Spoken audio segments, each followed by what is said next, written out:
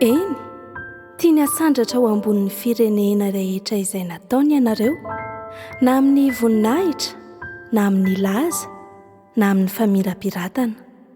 Deuteronomia 4:20, 9:7 tapany A.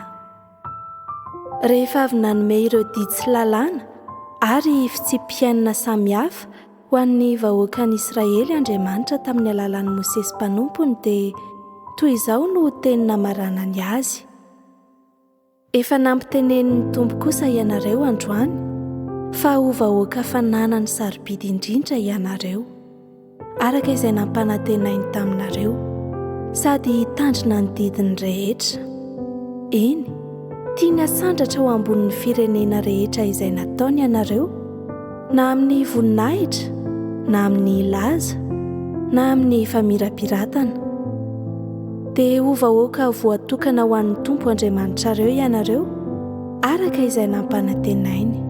Dika teny ombonana eto Madagasikara.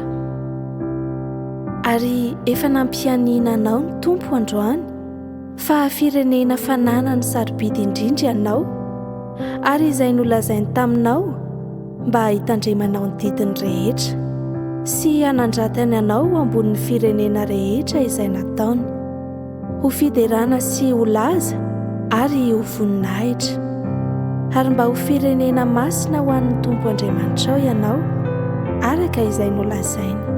Dika teny protestanta fanitsiana fahenina. Tsy miova Andriamanitra, ary azony mandrakariva ny teniny ka ho indrindra i Jesosy Kristy manao hoe: izao kosa avy mba hananany fiainana sady hananany be dia be.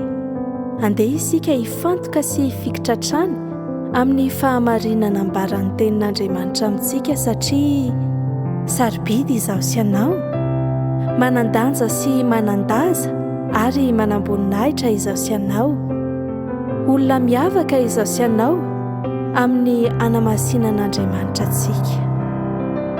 Tompo, ny anaranao no asandratray satria tsara ianao. Amen.